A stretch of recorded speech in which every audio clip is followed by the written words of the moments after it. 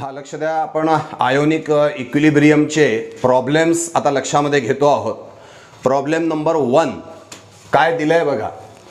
Weak monobasic acid is 0.05% dissociated in 0.02 molar solution. Calculate dissociation constant of a acid. असं problem दिलेला आहे. Actually काय असतं, problem वाचणं जमलं पाहिजे. प्रॉब्लेममधनं आपल्याला डाटा शोधता आला पाहिजे. जे गिव्हन आहे ते आपल्याला शोधता येणं गरजेचं आहे. मग आपल्याला पुढे प्रॉब्लेममध्ये सोडवताना सोपं जाणार आहे. तर चला सगळ्यात पहिले लक्ष द्या. या ठिकाणी हा वीक मोनोबेसिक ॲसिड आहे. मग वीक मोनोबेसिक ॲसिड आहे याचा अर्थ याला ओस्टोअल डायल्युशन लॉ अप्लिकेबल आहे. कारण Ostwald dilution law is applicable only for weak electrolyte, weak acid, weak base. ठीक आहे की नाही. म्हणजे या वाक्यावरनं आपल्याला हे लक्षात आलं की ओस्टोअल डायल्युशन लॉला आपण वापरू शकणार आहोत. ॲसिड करता काय होता ओस्टोअल डायल्युशन लॉ जरा आठवलं तर तुम्हाला लक्षात येईल की Ka is equal to alpha square C. आणि अल्फाच्या विषयी डिग्री ऑफ डिसोशिएशन जेव्हा मी बघितलं होतं त्यावेळेला तुम्हाला काही फॉर्म्युले आपण दिलेले होते. त्यातला एक फॉर्म्युला होता percent dissociation is equals to alpha into 100. Percent dissociation is equals to alpha into 100. ठीक आहे की नाही. तुम्ही एक काम करू शकणार आहात, एक कागद सेपरेटली त्याच्यामध्ये ठेवायचा आणि जसे जसे प्रॉब्लेम समोर जातील त्यात येणारे नवीन फॉर्म्युले त्या कागदावरती लिहून काढायचे. म्हणजे काय होईल, त्या चॅप्टरमधले सगळे फॉर्म्युले एका कागदावरती जमा होतील. बरोबर आहे. तर आता लक्ष द्या, या ठिकाणी वीक मोनोबेसिक ॲसिड आहे. यावरनं अंदाज आला आपल्याला की ओस्टोअल डायल्युशन लॉ अप्लिकेबल आहे. दुसरं ते म्हणतात आहे 0.05%. म्हणजे याचा अर्थ पर्सेंट डिसोशिएशन तुम्हाला दिलेला आहे. किती आहे बघा, इथे दिलं आहे मी. Percent dissociation is equal to 0.05%. त्यानंतर म्हणतात आहे dissociated in 0.02 molar solution. Molar म्हणजेच मोल्स पर लिटर. मोलार म्हणजेच काय, मोल्स पर लिटर किंवा मोल्स पर DM3. हे तीन समानार्थी शब्द आहे असं म्हणायला हरकत नाही. कॅपिटल M ज्याला मी मोलार असा शब्दप्रयोग करतो आहे त्याचाच अर्थ आहे मोल्स पर लिटर किंवा त्याचाच अर्थ आहे मोल्स पर DM3. DM3 म्हणजेच लिटर. ठीक आहे. मग इथे कॅपिटल M याचा अर्थ मोलार म्हणजे मोल्स पर लिटर किंवा मोल्स पर DM3 आहे. म्हणजे C कॉन्सन्ट्रेशन दिलाय तुम्हाला 0.02 मोलार आणि विचारलेला आहे डिसोशिएशन कॉन्स्टंट ऑफ ॲसिड म्हणजे Ka विचारलाय आपल्याला. काय विचारलेला आहे, Ka. काय काय दिलंय सांगा. पर्सेंट डिसोशिएशन दिलेला आहे 0.05%. कॉन्सन्ट्रेशन दिलेलं आहे 0.02 मोलार आणि विचारलेला आहे Ka. म्हणजेच प्रॉब्लेमच्या सुरुवातीला या तीन गोष्टी आपण लिहून टाकायच्या की percent dissociation is equal to 0.05%, C is equals to 0.02 molar आणि Ka is equals to question mark. आता Ka सोडवायचा आहे. ओस्टोअल डायल्युशन लॉ अप्लिकेबल आहे. फॉर्म्युला आहे Ka is equal to alpha square C. हा फॉर्म्युला आपल्याला लागणार आहे. म्हणजे याचा अर्थ Ka काढण्यासाठी अल्फाची आवश्यकता आहे. अल्फा तर दिलेला दिसत नाही आपल्याला, पण पर्सेंट डिसोशिएशन दिलेला आहे आणि पर्सेंट डिसोशिएशनचा मी आत्ताच फॉर्म्युला सांगितला होता की percent dissociation is equals to alpha into 100. मग एक काम करू आपण, सुरुवातीला percent dissociation is equal to alpha into 100 म्हणजेच अल्फा इज इक्वल टू या 100ला इकडे आणा. पर्सेंट डिसोशिएशन अपॉन 100 म्हणजे 0.05 बरोबर आहे डिवायडेड बाय 100 म्हणजेच येईल ते 5 इंटू 10⁻⁻⁴. 5 इंटू 10⁻⁻⁴. कोणाची व्हॅल्यू आली, अल्फाची. आता ओस्टोअल डायल्युशन लॉचा फॉर्म्युला वापरा. Ka is equal to alpha square C according to Ostwald dilution law. मग अल्फाची किंमत किती आली होती, 5 इंटू 10⁻⁻⁴. त्याचा काय घ्यायचा आहे, स्क्वेअर. C किती आहे, 0.02. आता 0.02 म्हणजेच 2 इंटू 10⁻⁻² आहे. 2 इंटू 10⁻⁻². बरं या ब्रॅकेटला सॉल्व करू. 5चा स्क्वेअर किती आहे 25 आणि 10⁻⁻4चा स्क्वेअर म्हणजे 10⁻⁻8. 25 इंटू 10⁻⁻8 इंटू 2 इंटू 10⁻⁻². मग यांचं मल्टिप्लिकेशन 25 इंटू 2 किती आलं 50. 10⁻⁻8 आणि 10⁻⁻² म्हणजे झालं 10⁻⁻10. म्हणजे KA is equal to 50 into 10⁻⁻10. हा डिसोशिएशन कॉन्स्टंट आहे, त्यामुळे याला युनिट नाही. आलं लक्षात. नाही तर मी शक्यतोवर प्रॉब्लेमच्या वेळेला हे आठवणीने सांगत असतो की प्रॉब्लेमचा शेवट करत असताना युनिट लिहायला विसरायचं नाही. पण हा डिसोशिएशन कॉन्स्टंट आहे, तो रेशो असतो, त्यामुळे त्याला युनिट नाही आहे. तर अशा तऱ्हेने आपण डिसोशिएशन कॉन्स्टंट ऑफ ॲसिड या ठिकाणी काढून दाखवलेलं आहे. आता काय असतं की ज्या वेळेला आपण काही प्रॉब्लेम सोडवतो, समजा हे एक प्रॉब्लेम सोडवलं तर याची किंमत एका प्रॉब्लेम एवढी नाही आहे. यासारखे वेगवेगळे प्रॉब्लेम्स जे आले की ते सुद्धा आपल्याला या पद्धतीने सोडवता यायला पाहिजे. म्हणजे उदाहरणार्थ काय, मला काय सांगायचं आहे ते लक्ष द्या. समजा तुम्हाला या ठिकाणी त्यांनी काय दिलं होतं, पर्सेंट डिसोशिएशन म्हणजे अल्फा दिला होता आणि सी दिला होता आणि त्यावरनं काय काढायला सांगितला होता KA. कदाचित एखाद्या प्रॉब्लेममध्ये काय करतील तर डिसोशिएशन कॉन्स्टंट ऑफ ॲसिड देतील, अल्फाची किंमत देतील आणि कॉन्सन्ट्रेशन विचारतील. म्हणजे ते नवीन प्रॉब्लेम नाही आहे, ते हेच प्रॉब्लेम आहे, कारण फॉर्म्युला तोच वापरावा लागतोय, KA is equal to α²C. इथे 3 प्रकारचे प्रॉब्लेम्स लपलेले असं माझं मत आहे. पहिलं प्रॉब्लेम जे आत्ता आपण सोडवलं की KA काढला, अल्फा आणि सी दिलेला होता. दुसरं प्रॉब्लेम KA आणि C देतील आणि अल्फा विचारतील. आणि तिसरं प्रॉब्लेम KA आणि अल्फा देतील आणि C विचारतील. म्हणजे किंवा KA आणि C देऊन अल्फा सुद्धा विचारू शकतात. असे 3 प्रकारचे. मी एक चौथा प्रकार टाकतो अजून त्यामध्ये. तुम्हाला काय करतील, KA देतील, C देतील आणि पर्सेंट डिसोशिएशन विचारतील. बघा काय म्हटलंय, KA दिला, C दिला आणि विचारलं पर्सेंट डिसोशिएशन. कसं काढणार, तर KA आणि C आहे तर काय काढा, पहिले अल्फा काढा आणि अल्फा काढल्यानंतर मग अल्फा इंटू 100 म्हणजे काय येईल, पर्सेंट डिसोशिएशन. त्यामुळे अभ्यास करताना तो प्रॉब्लेम म्हणजे एक प्रॉब्लेम घेऊन नाही चालायचं, त्याच्यामध्ये अजून काही प्रॉब्लेम्स लपलेत का, अजून काही वेगळ्या पद्धतीने विचार होऊ शकतो का ते करा. म्हणजे काय होईल की ॲक्च्युअली सोडवलेल्या प्रॉब्लेमची संख्या कमी असेल पण तुमच्या डोक्यामध्ये एक्सप्लेन झालेल्या, कन्सेप्ट क्लिअर झालेल्या प्रॉब्लेमची संख्या मात्र खूप जास्त असेल. त्याच्यामुळे कृपया प्रत्येक प्रॉब्लेमच्या मागे असं थिंकिंग तुम्हाला लावणं आवश्यक आहे. समजलंय. पहिलं प्रॉब्लेम काय केलं आपण, यात पर्सेंट डिसोशिएशन होतं. Percent dissociation is equal to alpha into 100, यावरनं अल्फा काढला आपण. त्याच्यानंतर KA is equal to α²C, हा ओस्टवाल डायल्युशन लॉ वापरला आपण. अल्फाचा स्क्वेअर घेतलास इंटू मल्टिप्लाइड बाय C घेतलं. KA ची किंमत आली 50 इंटू 10⁻⁻10. समजलाय मुद्दा. याला युनिट नाही. आता दुसऱ्या प्रॉब्लेमकडे जाऊ आपण. दुसरं ॲक्च्युली थेरॉटिकल प्रॉब्लेम आहे, पण मी त्याला सध्याला थोडक्यात लिहिलेलं आहे जेणेकरून बोर्डवरती प्रॉब्लेमची संख्या जास्त बसेल. मी प्रॉब्लेम वाचतो वाटलं असतं. The dissociation constant of ammonium hydroxide is 1.8 into 10⁻⁻5. Calculate degree of dissociation in 0.01 molar solution. असं ते प्रॉब्लेम आहे, ज्याला मी शॉर्टकटमध्ये लिहिलेलं आहे. मग आता यावरनं सगळ्यात पहिले हे लक्षात येतं की KBची व्हॅल्यू दिली आहे. डाटामध्ये काय येईल, KB ऑफ NH4OH. NH4OH हा वीक बेस आहे, म्हणजे पुन्हा Ostwald dilution law is applicable here. मग KBची किंमत आहे 1.8 इंटू 10⁻⁻5 आणि तुम्हाला अल्फा कॅल्क्युलेट करायचा आहे आणि C दिलेला आहे. किती आहे C, 0.01 मोलार. ॲक्च्युअली मी या सोल्युशनच्या आधी या ठिकाणी लिहायला पाहिजे होतं काय, तर सगळ्यात पहिले लिहायला पाहिजे होते KB, समजा हा एक. दुसरा लिहायला पाहिजे होतं alpha is equal to question mark आणि मग लिहायला पाहिजे होतं C is equal to 0.01 molar, म्हणजेच 1 इंटू 10⁻⁻2 मोलार. बरोबर आहे की नाही, ज्याला आपण डाटा असं म्हणत असतो. तर ॲन्सरच्या सुरुवातीला पहिले डाटा लिहिला गेला पाहिजे. डाटा म्हणजे काय लिहायचं, KBची व्हॅल्यू लिहायची, Cची व्हॅल्यू लिहायची आणि सांगायचं alpha is equal to question mark.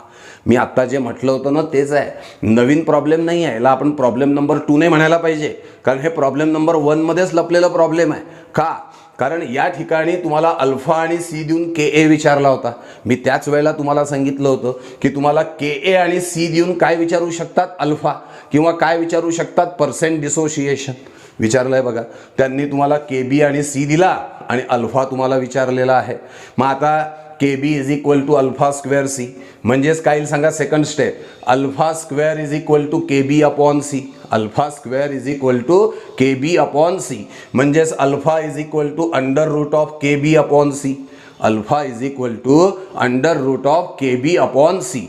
के बीची व्हॅल्यू किती आहे, 1.8 इंटू 10⁻⁻5 लिहिली. सीची व्हॅल्यू किती आहे, 0.01 मोलार लिहिली. मी काय केलं, 1.8 इंटू 10⁻⁻5 होतं, त्याला काय केलं, 18 केलं आणि इथे 10⁻⁻6 केलं. लक्षात येत आहे चेंज हा. 1.8 इंटू 10⁻⁻5 म्हणजेच 18 इंटू 10⁻⁻6. 0.01 म्हणजेच 1 इंटू 10⁻⁻2. आता काय होईल, हे 10⁻⁻2 हे 10⁻⁻6 किती राहतील वरती, 10⁻⁻4. म्हणजे काय आलं, alpha is equals to under root of 18 into 10⁻⁻4, म्हणजेच अंडर रूट ऑफ 18 इंटू 10⁻⁻2. समजतंय का. आता अंडर रूट ऑफ 18 ची किंमत मी डायरेक्ट लिहिलेली आहे, कशी काढायची ते पण मी तुम्हाला सांगणार आहे. सध्याला आपण डायरेक्टली व्हॅल्यू लक्षामध्ये घ्या. अंडर रूट ऑफ 18 ची व्हॅल्यू येते 4.242 इंटू 10⁻⁻2. लॉगच्या पद्धतीने, लॉग टेबलच्या मदतीने आपण अंडर रूट ऑफ 18 हे कॅल्क्युलेट करू शकतो. कसं काढायचं, हे 4-5 प्रॉब्लेम झाल्यावर ॲट अ टाइम हे कॅल्क्युलेशन्स मी तुमच्यासमोर मांडेल. ठीक आहे, कारण त्याच्याकरता बोर्ड आपल्याला पुसावा लागणार आहे.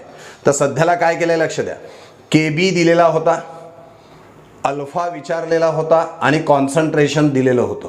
मग फॉर्म्युला काय वापरला, K B is equal to alpha square C, म्हणजेच alpha square is equal to K B upon C, म्हणजेच alpha is equal to under root of K B upon C. म्हणजेच काय झालं, या ठिकाणी के बीची किंमत टाकली, सीची किंमत टाकली, सॉल्व करत गेलो, अल्फाची किंमत आली 4.242 इंटू 10⁻⁻2.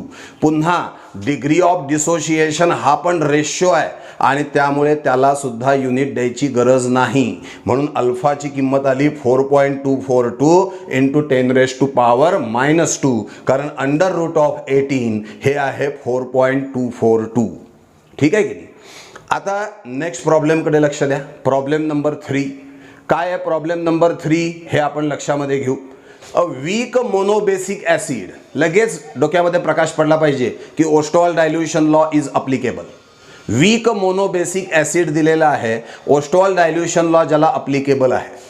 इज 12% डिसोशिएटेड, म्हणजे पर्सेंट डिसोशिएशन दिलं आहे त्याचं, इन 0.05 मोलार सोल्युशन, म्हणजे कॉन्सन्ट्रेशन पण दिलं आहे. पर्सेंट डिसोशिएशन आणि काय दिलेलं आहे, कॉन्सन्ट्रेशन. लगेच डोक्यात प्रकाश पडतो, पर्सेंट डिसोशिएशन आहे म्हणजे अल्फा काढता येणार आपल्याला. ठीक आहे की नाही. मग आपल्याकडे पर्सेंट डिसोशिएशन आहे म्हणजेच अल्फा आहे आणि सी सुद्धा आहे. पुढे वीक मोनोबेसिक ॲसिड आहे म्हणजे हा के एची व्हॅल्यू असेल त्याची.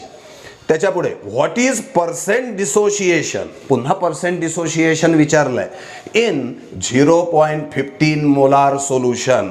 काय म्हणतात आहे, 0.05 मोलार सोल्युशन जेव्हा होतं, एवढ्या कॉन्सन्ट्रेशनचं सोल्युशन जेव्हा होतं तेव्हा पर्सेंट डिसोशिएशन 12 होतं.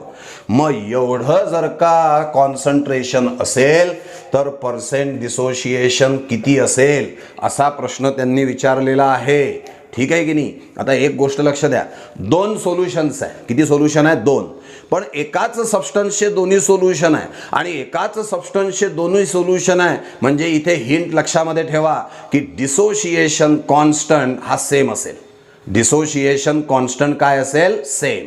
ही गोष्ट डोक्यामध्ये ठेवायची आहे. आणि हा कोण दिलाय म्हणतात आहे, वीक मोनोबेसिक ॲसिड आहे. मग आता या सोल्युशनचा जेवढा डिसोशिएशन कॉन्स्टंट असेल या सोल्युशनचा सुद्धा डिसोशिएशन कॉन्स्टंट काय असेल, सेम. का, because they are the two solutions of the same substance, and as they are the two solution of the same substance it means their dissociation constant value must be same. ती same असणार. चला पहिलं solution आपण यातलं घेऊ, solution 1. ज्याचं percent dissociation होतं 12. मग पर्सेंट डिसोशिएशन 12 आहे तर आपण त्याचा अल्फा 1 काढू. का बरं अल्फा 1 म्हणतोय? कारण हे सोल्युशन 1 आहे ना, म्हणून मी अल्फा 1 शब्द वापरला. मग alpha 1 is equal two percent dissociation upon 100 म्हणजे 12 अपॉन 100 म्हणजे 12 इंटू 10⁻⁻². ही कोणाची किंमत आली? अल्फा 1 ची. आणि C1 ची किंमत किती आहे? 0.05 मोलार म्हणजेच 5 इंटू 10⁻⁻² मोलार. म्हणजे पहिल्या सोल्युशनचा अल्फा 1 आणि C1 दोन्हीही तुमच्याकडे आहे. आता या ठिकाणी इथे KB लिहिल्या गेला आहे, ॲक्च्युली KA पाहिजे.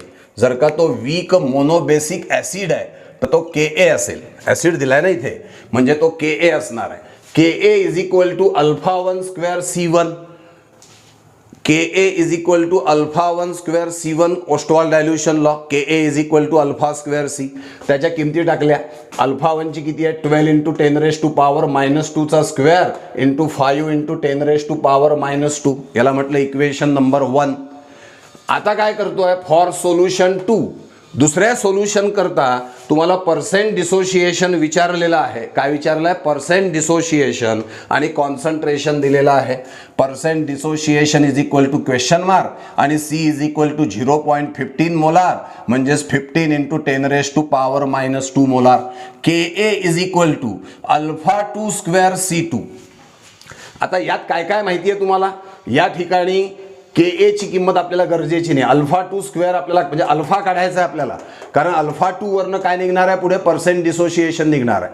C तुम्हाला माहिती आहे, टाकून द्या C2 ची किंमत. C2 ची किंमत किती आहे? 15 इंटू 10⁻⁻². इक्वेशन 2 काय आलं बघा? KA is equal to alpha 2 square C2. Alpha 2 square माहिती नाही आहे तसंच लिहिला इंटू C2 किती आहे? 15 इंटू 10⁻⁻². Equation number 2.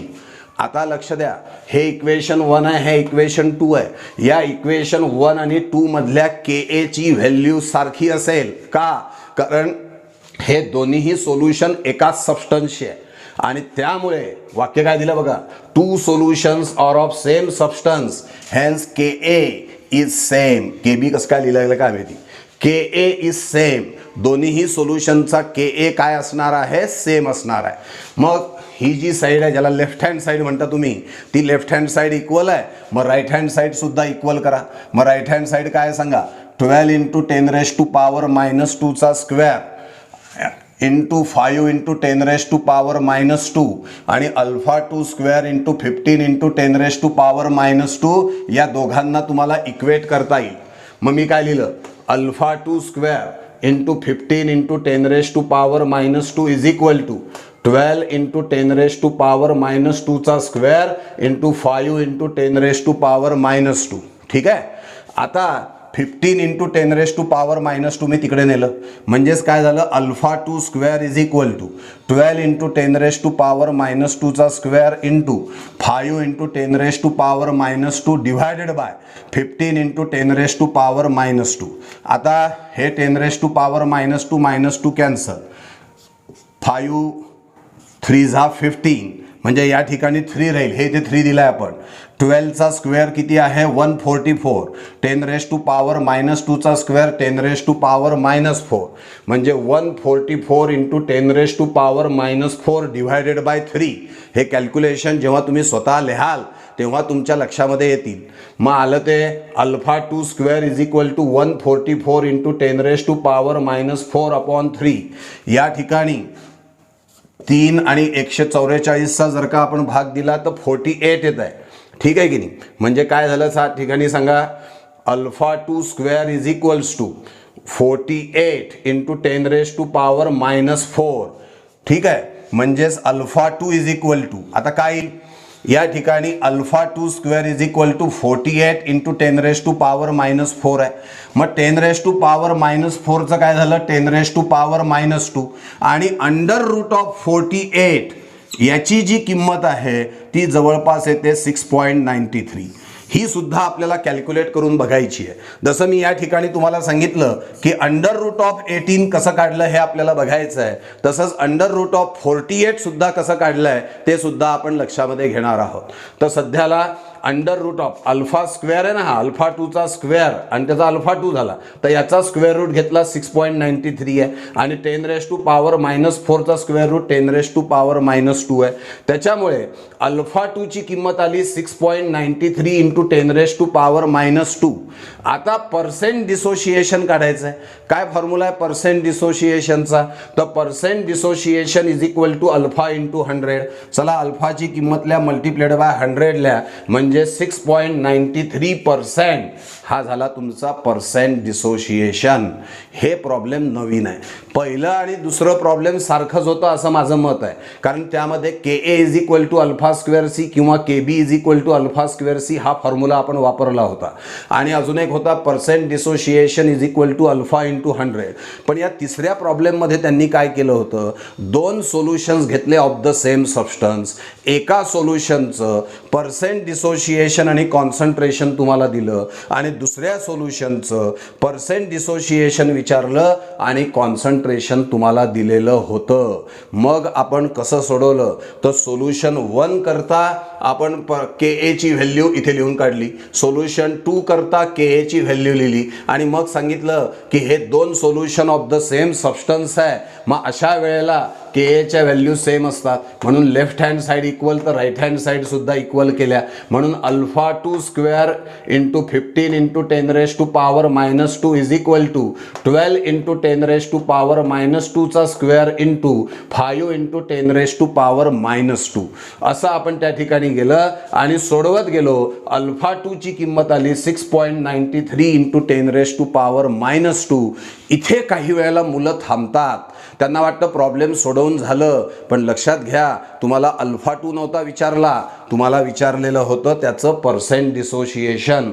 म्हणजे अल्फा 2 आल्यावरती ही स्टेप सोडवणं गरजेचं आहे. नाव percent dissociation is equal to alpha 2 into 100 म्हणू आपण. मग अल्फा 2ची किंमत टाकली मल्टिप्लाइड बाय 100, इथे आलं 6.93%. लक्षात येत आहे हे? आता आपल्याला प्रॉब्लेम नंबर 4 लक्षामध्ये घ्यायचा आहे. आता प्रॉब्लेम नंबर 4 काय बघा, calculate concentration of H3O plus in 0.1 moles per DM³ acetic acid solution.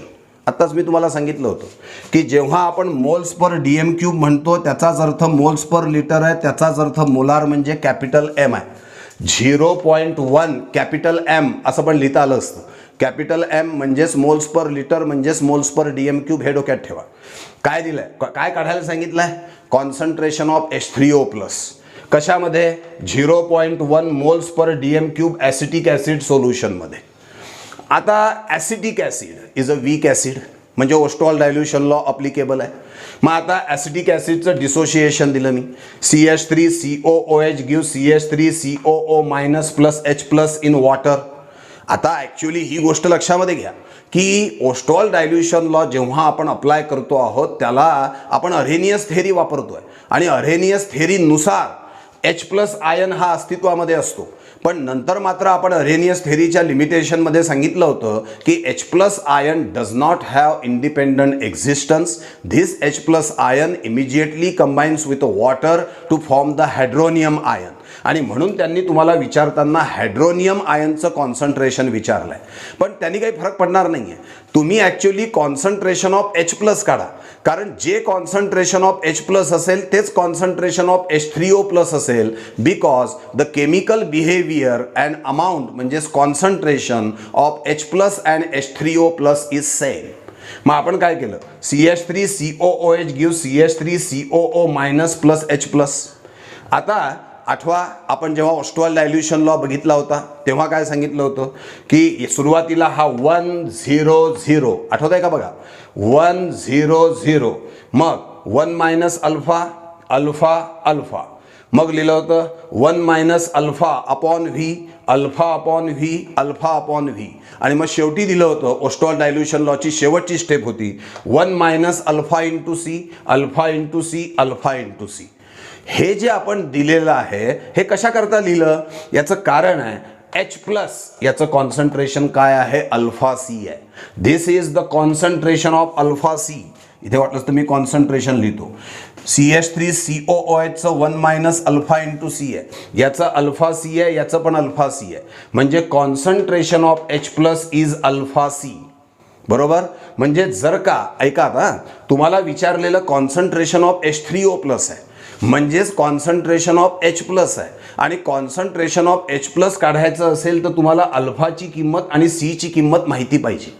आता जेव्हा आपण प्रॉब्लेममध्ये बघतो आपल्याकडे सीची किंमत दिलेली आहे, ही आहे सीची किंमत, कॉन्सन्ट्रेशन दिलेलं आहे 0.1 है ना, कॉन्सन्ट्रेशन दिलेलं आहे पण अल्फा दिलेला नाही आहे. आता या ठिकाणी एक गोष्ट आपल्याला कन्सिडर करावी लागेल, जी लक्षात ठेवावी लागेल की ॲसिटिक ॲसिड, अमोनियम हायड्रॉक्साईड यासारखे जे वीक बेस आहे यांची जी डिसोशिएशन कॉन्स्टंटची व्हॅल्यू आहे ती आहे 1.8 इंटू 10⁻⁻⁵. NH4OH पण आपण सांगितली आहे, आणि ॲसिटिक ॲसिडची सुद्धा 1.8 इंटू 10⁻⁻⁵ आहे. लक्षात घ्या, ज्या प्रॉब्लेममध्ये तुम्हाला dissociation constant of weak acid किंवा वीक बेसची व्हॅल्यू दिलेली नसेल त्यावेळेला ती व्हॅल्यू तुम्ही 1.8 इंटू 10⁻⁻⁵ घ्यायची आहे. या प्रॉब्लेममध्ये आपल्याला कॉन्सन्ट्रेशन ऑफ H3O प्लस काढायचं आहे, म्हणजेच कॉन्सन्ट्रेशन ऑफ H प्लस काढायचं आहे, म्हणजेच अल्फा आणि सीचा प्रॉडक्ट काढायचा आहे. त्यातला सी तर माहिती आहे, अल्फा माहीत नाही, मग अल्फा माहीत करायचा कोणताच मार्ग या ठिकाणी दिसत नाही आहे. अशा वेळेला अल्फा माहीत करायचा मार्ग आहे Ka is equal to alpha square C. म्हणजे जर का Ka आणि सी माहिती असेल तर अल्फा काढल्या जाऊ शकतो, पण हे प्रॉब्लेम वाचताना लक्षात येतं की Ka दिलेलाच नाही, तर तो आपण गिव्हन म्हणून घेऊ शकतो. तो किती घ्यायचा, Ka of acetic acid 1.8 into 10⁻⁻⁵. Concentration आहे 0.1 मोलार. मग आता ओस्टॉल डायल्युशन लॉनुसार Ka is equal to alpha square C, म्हणजेच alpha square is equal to Ka upon C, म्हणजेच alpha is equal to under root of Ka upon C, म्हणजेच under root of 1.8 into 10⁻⁻⁵ upon 0.1, म्हणजेच under root of 1.8 into 10⁻⁻⁴. आता लक्ष द्या, under root of 1.8 आहे 1.34, म्हणजे आता आपल्याला जसं अंडर रूट ऑफ 18 कसं काढायचं, अंडर रूट ऑफ 48 कसं काढायचं, तसंच अंडर रूट ऑफ 1.8 कसं काढायचं हे लक्षामध्ये घ्यायचं आहे. यातला कुठलाही एक समजावून सांगितला की बाकीचे तुम्हाला येणार आहे. तर under root of 1.8 into 10⁻⁻⁴, under root of 1.8 आहे 1.34, आणि 10⁻⁻⁴ चा अंडर रूट आहे 10⁻⁻². ही कोणाची किंमत आली, अल्फाची. आता विचारलेलं काय होतं, concentration of H3O plus. Concentration of H3O plus is equal to concentration of H plus is equal to alpha C. आता आपल्याकडे अल्फाची पण किंमत आहे, सीची पण किंमत आहे, मग त्या दोघांचा प्रॉडक्ट घेतला की आलं 1.34 into 10⁻⁻³ molar. This is the concentration of hydronium ion. कसं काढलं पुन्हा लक्षात घ्या, तुम्हाला कॉन्सन्ट्रेशन ऑफ हायड्रोनियम आयन विचारलं होतं ॲसिटिक ॲसिडमध्ये. ॲक्च्युअली प्रॉब्लेम सोडवताना हे घ्यायची पण गरज नाही, तुम्ही directly concentration of H plus is equal to alpha C हा फॉर्म्युला डायरेक्ट घेऊ शकता. तो कुठून आला हे दाखवण्याची आवश्यकता नाही आहे. हा थेअरीमधला ओस्टॉल डायल्युशन लॉमधला पार्ट आहे. मग काय करायचं, असं प्रॉब्लेम दिल्यानंतर Ka घ्यायचा 1.8 इंटू 10⁻⁻⁵. सी घेतला, Ka आणि सी वरून कोण काढला, अल्फा. अल्फा आणि सी वरून कोण काढला, कॉन्सन्ट्रेशन ऑफ H प्लस. आणि जेवढा कॉन्सन्ट्रेशन ऑफ H प्लस आहे तोच आहे concentration of H3O plus. This is problem number 4. आता मी प्रॉब्लेम नंबर 5 तुम्हाला होमवर्क म्हणून देणार आहे आणि ते तुम्हाला सोडवायचं आहे. ठीक आहे, आणि त्याचं उत्तर कॉमेंट बॉक्समध्ये टाकायचं आहे. आता लक्ष द्या, आपण आत्ताच सांगितल्याप्रमाणे आपल्याला या ठिकाणी आत्ताच आपण सांगितल्याप्रमाणे आपल्याला under root of 18, under root of 48 आणि अंडर रूट ऑफ 1.8 कसं काढायचं हे लक्षात घ्यायचं आहे. जर का आपल्याकडे लॉग टेबल दिलेला असेल तर लॉग टेबलमध्ये स्क्वेअर रूट नावाचा एक पार्ट असतो लॉग टेबलमध्ये, त्याच्यावरून आपल्याला यांच्या व्हॅल्यूज लवकर काढता येतात. तसं त्या लॉग टेबलच्या स्क्वेअर रूट या चॅप्टरमधून अंडर रूट ऑफ 18 4.243 आहे, अंडर रूट ऑफ 48 6.928 आहे, अंडर रूट ऑफ 1.8 1.342 आहे. पण जर का तो स्क्वेअर रूटचा पार्ट दिलेला नसेल आणि आपल्याला तरीसुद्धा आणि लॉग आणि अँटी लॉग एवढंच फक्त कागद आपल्याला दिले असतील, तर अशा वेळेला अंडर रूट ऑफ 18 कसं काढणार? तर under root of 18 is equal to 18 raise to power 1/2 ही व्हॅल्यू आपल्याला काढायची आहे. मग एक काम करायचं, लॉग घ्या. Log of 18 raise to power half म्हणजेच हाफ लॉग ऑफ 18. आता लॉग ऑफ 18 आहे 1.2553, त्याचा हाफ घेतला आणि त्याचा घ्यायचा अँटीलॉग, तो आला 4.242 म्हणजे log of under root of 18 आहे 4.242 म्हणजेच 4.243च्या क्लोजमध्ये आपण आलेलो आहोत. तसंच अंडर रूट ऑफ 48 आहे 48 रेज टू पॉवर हाफ आणि त्याच पद्धतीने आपण त्याला सोडवलं आहे. इथे सुद्धा त्याच पद्धतीने आपण सोडवलेलं आहे. तर तुम्हाला दोन्हीही पद्धतीने अंडर रूट जे व्हॅल्यूज आहेत त्या काढता येतील जर का लॉग टेबल दिलेला असेल तर. जर का नसेल लॉग टेबल तर अशा वेळेला कसं करायचं? तर अंडर रूट ऑफ 18 दिलेला आहे, अंडर रूट ऑफ 16 4 आहे, तर अंडर रूट ऑफ 18 4पेक्षा थोडं जास्त येईल. अंडर रूट ऑफ 48 आहे, अंडर रूट ऑफ 49 7 आहे, मग 48चा अंडर रूट हा 7पेक्षा थोडा कमी येईल. असा कॉमन सेन्स वापरून सुद्धा 4 ऑप्शनमधलं ऑप्शन निवडताना विदाऊट लॉग टेबलसुद्धा निवडल्या जाऊ शकतं. समजतात आहे? होमवर्क मी तुम्हाला देतोय म्हणून. तर होमवर्क आहे, acetic acid is 5% dissociated in its decimolar solution. Calculate dissociation constant of acid. या ठिकाणी तुम्हाला पर्सेंट डिसोशिएशन दिलेलं आहे 5% आणि डेसिमोलार सोल्युशन तुम्हाला म्हटलेलं आहे आणि Ka ची व्हॅल्यू ही आपल्याला कॅल्क्युलेट करायची आहे. म्हणजे तुमच्याकडे आहे पर्सेंट डिसोशिएशन, तुमच्याकडे आहे कॉन्सन्ट्रेशन आणि तुम्हाला Ka काढायचं आहे. पर्सेंट डिसोशिएशनवरनं पहिले अल्फा काढा आणि अल्फा आणि सी वरून तुम्ही Ka काढणार आहात. फॉर्म्युला वापरणार आहात Ka is equal to alpha square C आणि या ठिकाणी फॉर्म्युला असेल percent dissociation is equals to alpha into 100. यांचा उपयोग करून तुम्हाला ॲन्सर शोधायचा आहे आणि ते कॉमेंट बॉक्समध्ये टाकायचं आहे. थँक्यू.